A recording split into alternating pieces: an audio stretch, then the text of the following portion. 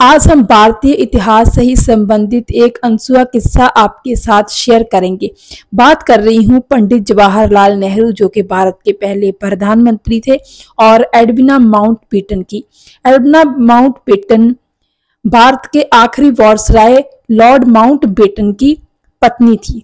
वो भारत के विभाजन के आखिरी टाइम पर ही भारत आई थी, और इतिहास में ये सबूत मिलते हैं, ये जानकारियां मिलती थी हैं कि लेडी माउंटबेटन और पंडित जवाहरलाल नेहरू के बीच काफ़ी गहरी दोस्ती थी। आज इसी दोस्ती के बारे में कुछ बातें करेंगे। एडविना माउंटबेटन का जन्म 18 नवंबर 1901 को यानी कि 1901 को हुआ था, और जैसे हम सबको पता ही है कि पंडित जवाहरलाल नेहरू की पत्नी कमला नेहरू का देहांत काफ़ी पहले हो चुका था। तो जब पामेला की माँ यानी कि लेडी माउंटबेटन की एक बेटी भी थी 17 साल की, जिनका नाम था पामेला माउंटबेटन। तो जब एडविना माउंटबेटन भारत आई तो उनकी मुलाकात पंडित जवाहरलाल नेहरू से हुई थी। तो इस पर ही बात करते हुए बाद में पामेला ने अपनी माँ की और पंडित नेहरू की पहली मुलाकात का किस्सा बयान किया था। उन्होंने कहा कि पंडित नेहरू से उनकी माँ काफ़ी ज़्यादा इम्प्रेस हुई थी। उन्होंने बताया कि उनका कपड़े पहनने का अंदाज, उनकी शेरवानी, उनका बातें करने का अंदाज और उनकी शेरवानी में लगा हुआ गुलाब, और जिस गर्मजोशी के साथ पंडित नेहरू हर एक के साथ मिलते जुलते थे, वो बात कहीं ना कहीं लेडी एडविना माउंटबेटन को बहुत ज़्यादा पसंद आई थी। और इस तरह पंडित नेहरू और लेडी माउंटबेटन के बीच नज़दीकियाँ बढ़ी और दोनों में दोस्ती हो गई थी। और फिर वो समय आया जब 1947 में भारत का विभाजन हो गया था। भारत पाकिस्तान बट गए थे और ब्रिटिशर्स को भी इंग्लैंड जाना पड़ा था इंडिया छोड़कर, और यही वो टाइम था जब लेडी माउंटबेटन को भी वापस जाना था। तो ये समय बहुत दुखदाई था, बहुत पीड़ादायक था लेडी माउंटबेटन के लिए भी और पंडित नेहरू के लिए भी।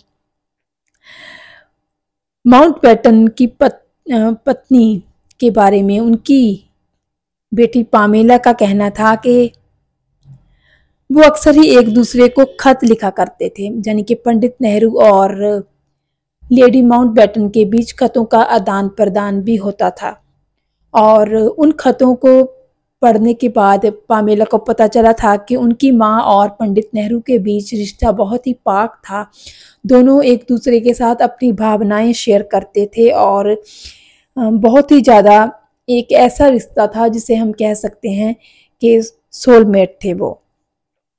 तो जब लेडी माउंटबेटन वापस जाने लगी थी भारत से इंग्लैंड, तब उन्होंने इंदिरा गांधी को, जवाहरलाल नेहरू जी की बेटी इंदिरा गांधी को, एक पन्ने की अंगूठी भी गिफ्ट की थी।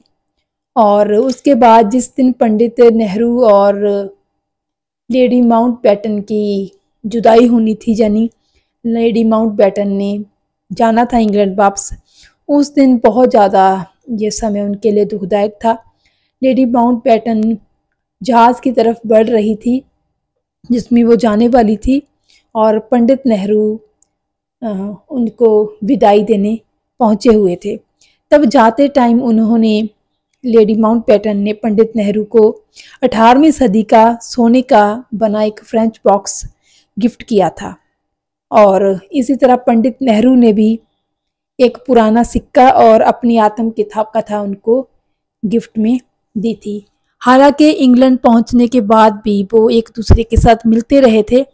जब भी कभी पंडित नेहरू का इंग्लैंड जाना होता था तब इनकी मुलाकातें होती थी, और चिट्ठी पत्रों का आदान प्रदान तो इनमें होता ही रहता था। और फिर एक दिन वो समय आया जब 21 फरवरी 1960 को लेडी माउंटबेटन इस दुनिया को छोड़कर चली गई। वो 59 ईयर्स की ही थी, अभी 60 साल की भी नहीं हुई थी, और इस बात से पंडित नेहरू को काफ़ी धक्का लगा था। क्योंकि लेडी माउंटबेटन एक बहुत अच्छी दोस्त थी पंडित नेहरू की। और इसी तरह 1964 में 74 इयर्स की उम्र में पंडित नेहरू भी इस दुनिया को छोड़कर चले गए थे। लेडी माउंटबेटन की बेटी पामेला ने ही बताया था कि जब उनकी माँ ने इस दुनिया से रुखसती ली तो बेड पर पंडित नेहरू और उनके बहुत सारे खत पड़े थे, और वो खत इतने ज़्यादा थे संख्या में कि उन खतों से एक पूरा का पूरा सूटकेस भर गया था। पामेला ने बताया था कि जब उन खतों को उनके पिता लॉर्ड माउंटबेटन ने देखा था तो उन्होंने उनसे कहा, अपनी बेटी से पामेला से कहा कि इन खतों को उनके सामने ही पढ़े, और वो उम्मीद करते हैं कि इन खतों में उनको ऐसा कुछ नहीं लगेगा जिससे उनको निराशा हो। तब पामेला ने वो खत अपनी माँ के और पंडित नेहरू के खत पढ़े थे, और उनको ऐसा कुछ भी नहीं उन खतों में मिला जिसमें किसी की बुराई की गई हो या कोई ऐसी बात हो जिससे किसी को धक्का लगे, दुख पहुँचे। वो खत बहुत ही पाक और भावनाओं से भरे हुए थे, जिसमें इंडिया की हो रही डेवलपमेंट की बात थी। वो एक डायरी के रूप में लिखे गए थे जिसमें इंडिया के बारे में बहुत कुछ, इंडियन कल्चर के बारे में बहुत सारी बातों का पता चलता है। तो इस तरह ये एक इतिहास का, भारतीय इतिहास का अनछुआ किस्सा है जो मैंने आपके साथ शेयर किया। उम्मीद है आपको पसंद आया होगा। बहुत बहुत शुक्रिया।